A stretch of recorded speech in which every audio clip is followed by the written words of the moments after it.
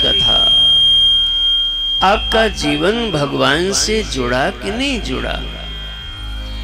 ये जो पैसे की धमक और चमक और न जाने क्या क्या होता है, ये जितना जल्दी होता है उतना जल्दी खत्म भी हो जाता है। लेकिन धर्म की, सत्कर्म की धीरे धीरे एक दिन में तो आम का भी बीज बो दो तो आम नहीं लगता, थोड़ा समय चाहिए। इसलिए सत्कर्म का बीज वह बट वृक्ष है जिसको बोते रहिए और जब फल आएगा तब आप भी धन्य होंगे और आपका परिवार समाज भी धन्य हो जाएगा। नासमझी में मत आना।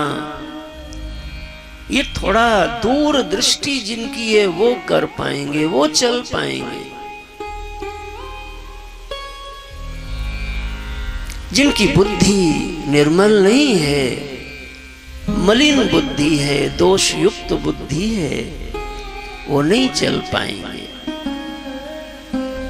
तो मुझे स्मरण बैठते ही हुआ कि आज 5-6 वर्ष पूर्व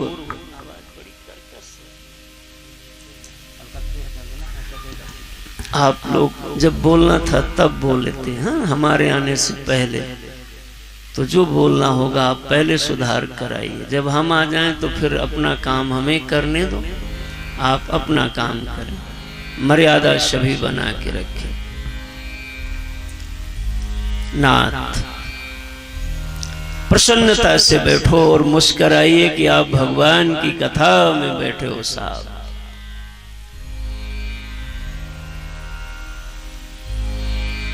सभी ने बड़ा सुंदर आयोजन किया और उसके बाद ये स्वाद लगा। इस बार जब फिर संकल्प लिया तो मैं देख रहा था कि पर्चा मैंने पढ़ा तो सब नाम लिखा है, लेकिन जिसने संकल्प लिया उसका इसमें नाम ही नहीं लिखा है महाराज। ये भी एक ताली बजाने की बात हो गई। तो हमें लगा कि जो नींव में होता है वो कहाँ दिखाई पड़ता है, इसलिए जो कथा के नींव में है वो पर्चा में भी दिखाई नहीं पड़ रहा है। इस संपूर्ण विश्वकर्मा परिवार जिसके प्रमुख लालचंद्र विश्वकर्मा जी शोभा यात्रा में भी प्रातःकाल खूब आगे आगे सबको लेके चल रहे थे, विराजमान भी हैं।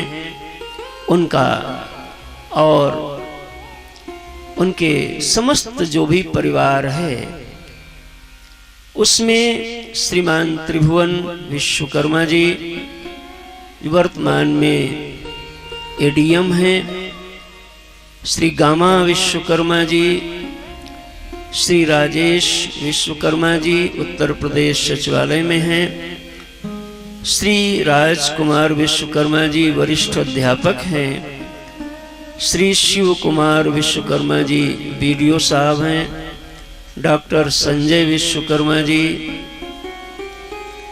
श्री सुनील विश्वकर्मा जी और जितने भी विश्वकर्मा परिवार में इसमें नाम हमें दिखे मैंने उन सब का स्मरण किया। उसके साथ जिनका नाम छूट गया हो उनको भी आप उसी में जोड़ लीजिए महाराज।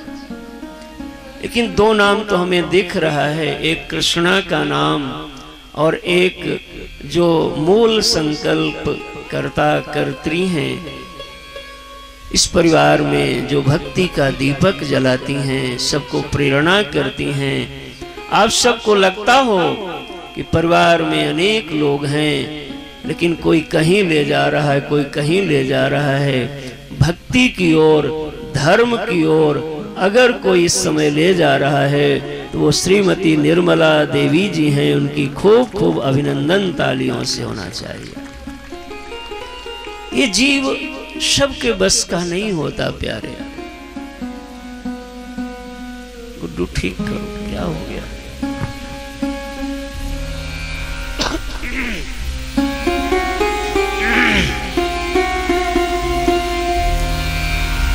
प्रहलाद मीरा पूज्यपाद गोस्वामी जी ये ज्यादा नहीं मात्रा में, थोड़े थोड़े मात्रा में ही भक्त होते हैं, और जहाँ भक्त होते हैं वहीं भक्ति होती है, और जहाँ भक्त और भक्ति होती है फिर भगवान भी वहीं आते हैं महाराज। सभी बेटियां लोग, कृष्णा जी, बहुरानी गायत्री, सुनील भैया, बहुरानी रंजो जी, बच्चे लोग भी सब लगे हुए हैं महाराज। हर्ष, रजत, समीर, साक्षी, आर्यन, और पिछली बार तो सुनीता जी कथा में थी, रंजीता जी नहीं आई थी, इस बार बंबई से वो भी पधार गई। उनका भी बहुत बहुत स्वागत है, अभिनंदन है। हमारे यहाँ के प्रधान धर्मराज जी, वो भी प्रातः काल से ही इस आयोजन को सफल बनाने में लगे रहे। यह यज्ञ है, यह यज्ञ विश्वकर्मा परिवार का भी है और हम आप सब का भी है। जो यज्ञ में तन से, मन से, धन से अपना सहभाग करता है, भगवान उसके जीवन को भी खूब जय जयकार कराते रहते हैं महाराज। आइए इन्हीं भावों के साथ हम आपको सीधे कथा की ओर ले चलें। 2 मिनट भगवान का नाम लीजिए, चित्त पावन हो, जिससे हम भगवान की कथा को आगे आपको बढ़ाएं कि प्रेम से हरि का नाम बोलो, प्रेम से हरि का नाम बोलो। ओ सीता सीता राम बोलो, सीता सीता राम बोलो। सभी लोग ताली बजाइए और खुल के गाइए। सीता सीता राम बोलो, प्रेम सीता राम बोलो, प्रेम से हरि का नाम बोलो, प्रेम से हरि का नाम बोलो, प्रेम से हरि का नाम बोलो, प्रेम से हरि का नाम बोलो।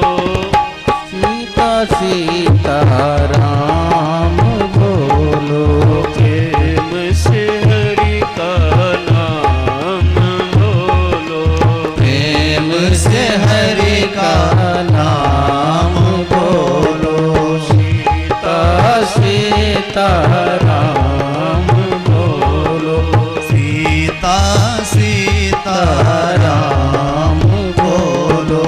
सच्चिदानंद रूपाय विश्वोत्पत्त्यादि हेतवे तापत्रय विनाशाय श्रीकृष्णाय वयं नुमः। यं प्रव्रजन्तमनुपेतमपेतकृत्यं द्वैपायनो विरह कातर आजुहाव। पुत्रेति तन्मयतया तरवोऽभिनेदुः तं सर्वभूतहृदयं मुनिमानतोऽस्मि।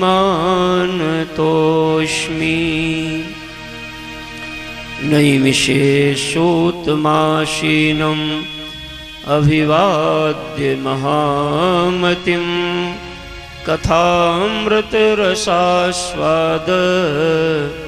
कुशलः शौनको ब्रवीत्। भगवान की पावन कथा का शुभारंभ हो रहा है। पहला मन में प्रश्न करो कि हमें और आपको भगवान की कथा सुनने का लाभ क्या है,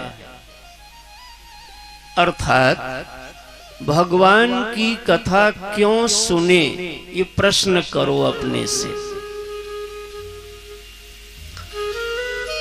जैसे बिना प्रयोजन के कोई काम मनुष्य नहीं करता। प्रयोजनम अनुदिश्य मंदो अपि न प्रवर्तते। यदि आपको उसका लाभ पता नहीं होगा, प्रयोजन पता नहीं होगा, तो आप उस दिशा में बढ़ोगे भी नहीं। इसलिए पहले यह समझो भगवान की कथा सुनने के क्या क्या लाभ होते हैं। प्रसन्न होइए और मैं सरलता से आपको जल्दी जल्दी बातें बताने का प्रयास करूंगा। आलस्य आए तो जयकार लगाते रहना, मुस्कुराते रहना, सीधे बैठना, जिससे बात एकदम भीतर जानी चाहिए, मन को छूनी चाहिए। जैसे आपको मैं सारे शास्त्रों का निचोड़ यदि बताएं, तो चाहे आप सब जौनपुर निवासी भक्त हो या किसी भी देश में जिले में रहने वाला कोई भी जीव हो, उसके मन में 4 प्रकार की इच्छाएं होती हैं। कितने प्रकार की? बोलते रहो तो आपको अच्छा लगेगा। हम जब बोले कितने प्रकार की, तो आप जोर से बोलो कितने प्रकार की। लो, फिर भी कुछ लोग नहीं बोले, इसलिए कि आपका आलस्य दूर भागेगा। कितने प्रकार की इच्छाएं? 4 प्रकार की, ऐसे बोलो। पहली इच्छा होती है धर्म की इच्छा। धर्म कहते हैं कर्तव्य, कर्म का नाम धर्म होता है। जितने भी लोग आए हो और जो आएंगे और जो YouTube के माध्यम से देश और विदेश में सुनेंगे, उन सब से मेरा निवेदन है कि आप देखो, आपके मन में कर्तव्य पूरा करने की इच्छा है कि नहीं है? बोलो तो, है कि नहीं है? तो मुड़ी उड़ी तो कुछ हिलाओ महाराज, है ना? सभी लोग परेशान हैं, महाराज हमारा ये कर्तव्य हो गया, ये रह गया है, ये इतना हो गया, ये इतना रह गया है। यानी हमारी सबकी इच्छा क्या है कि हमारे जो जीवन के कर्तव्य हैं वो क्या हो जाएं? पूरे हो जाएं। यानी कर्तव्य को पूरा करने की इच्छा, इसी को तुम यहां समझ लो धर्म की इच्छा। सभी लोग इस इच्छा से ग्रस्त हैं और यही मनाते हैं, प्रभु कृपा करो तो हमारा सारा कर्तव्य पूरा हो जाए महाराज। दूसरी इच्छा होती है अर्थ की इच्छा। अर्थ माने धन, पैसा। आप सब जितने आए हो, ऐसा इसमें कोई है जो पैसा ना चाहता हो? क्यों भाई ठाकुर साहब, तो बंबई से आए हैं भाग करके, पता नहीं आए हैं कि सुशीला लेके आई हैं जबरदस्ती महाराज। देखो कृष्णा, हमारी यजमान परिवार में नाम है बड़े बेटे का कृष्णा, छोटे सुनील जी, तो उनको मैंने नाम लिया। जैसे कर्तव्य सबको इच्छा है, वैसे धन की भी सबके मन में इच्छा है। धन चाहिए और धन चाहिए और धन चाहिए। ज्यादा नहीं रुकूंगा, थोड़ा थोड़ा बताऊंगा। इसको बोलते हैं अर्थ। तो 2 हो गया, धर्म, अर्थ।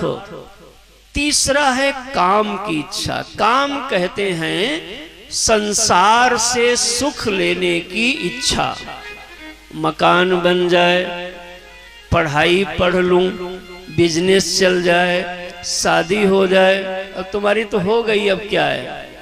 तो जिनकी नहीं हुई उनके लिए, और जिनकी हो गई वो सोचते निभ जाए अच्छे से महाराज। यानी जगत से सुख लेने की इच्छा का नाम काम है। तो आप में है कि नहीं है ना? ठीक, तो 3 हो गया। बोलते रहो, धर्म, अर्थ, जोर से बोलो, काम। चौथा है मोक्ष। ये मोक्ष क्या होता है? कभी कभी संसार से सुख लेते लेते ये बात समझ में आने लगेगी कि संसार का सुख कब तक लेंगे, क्योंकि संसार का सुख लेने के जो साधन हैं, इंद्रिया आदि, वही कई बार शिथिल हो जाती हैं, लेकिन सुख लेने की इच्छा शिथिल नहीं होती। अब चना खाने की इच्छा बनी है, दांत सब टूट गए, तो चने को देख के तरस आता है, हे चना देवता अब तुमको क्या करें। देखो, इच्छा नहीं मरी, दांत मर गए। रूप देखते देखते आंखें की ज्योति चली जाती है, नेत्र की रोशनी धीरे धीरे वृद्धावस्था में कम हो जाती, लेकिन रूप देखने की इच्छा कम नहीं होती। हम विस्तार करना चाहें तो इस पे घंटों 2 घंटे गुरु कृपा से बोलेंगे, लेकिन नहीं, संक्षेप में बात करनी है। तो तब जीव ये विचार करता है कि क्या बिना संसार से जुड़े भी सुख मिल सकता है? संसार से जब जुड़ोगे तो किसी न किसी इंद्रिय के माध्यम से जुड़ोगे, आंख के माध्यम से, शब्द के माध्यम से, स्पर्श के माध्यम से, रस के माध्यम से, गंध के माध्यम से। तो विचार होता है, नहीं, महापुरुष लोग, गुरुजन लोग एक और भी सुख का स्रोत बताते हैं, जिसमें किसी की भी जरूरत नहीं है। जब इस इच्छा की उदयता हृदय में हो जाए, तब इसका नाम होता है मोक्ष की इच्छा। मोक्ष की इच्छा का मतलब होता है राम से सुख लेने की इच्छा, कृष्ण से सुख लेने की इच्छा, आत्मा से सुख लेने की इच्छा, अपने आप से सुख लेने की इच्छा। इसका नाम है मोक्ष। और जगत से सुख लेने की इच्छा का नाम है काम। यानी नाम रूप से, दृश्य से, जगत से सुख लेने की इच्छा का नाम काम है, और दृष्टा, चेतन, साक्षी से सुख लेने की इच्छा का नाम मोक्ष है। हे मेरे सभा में उपस्थित भक्त जनों, संपूर्ण ब्रह्मांड में जितने भी जीव हैं, उनमें यही 4 मोटी मोटी इच्छाएं पैदा होती हैं, और सारे जीव 100 जन्म ले चाहे 1000 जन्म ले, इन्हीं चारों इच्छाओं के चक्कर में पड़े रहते हैं। धर्म की इच्छा, अर्थ की इच्छा, काम की इच्छा और मोक्ष की इच्छा। मेरा प्रतिपादन क्या है, यह आप हस्तगत करिए। धीरज जी ध्यान से सुनिएगा। जीव कितना भी कोई हो, इन चारों इच्छाओं को अपनी भुजाओं के बल पर पूरा, आगे वाला तुम बोल देते तो मैं खुश हो जाता, नहीं कर सकता यार। तो उपाय क्या है? इन भुजाओं को जिन्होंने दिया है, इसमें बल दिया है, यदि उन भगवान की मेहरबानी इन हाथों पे हो जाए तो ये चारों इच्छाएं भी पूर्ण हो जाया करती हैं महाराज। ये मैंने आपको भगवान के भजन का बड़ा ऊंचा लाभ बताया। नीचे लाभ तो इतने हैं कि 7 दिन हम केवल लाभ ही गाते रहें, बताते रहें, फिर भी मैं नहीं बता पाऊंगा। हे मेरे भक्तजनों, गोस्वामी जी ने निर्गमन दिया, शास्त्रों ने निगमन दिया कि बारी मथे घृत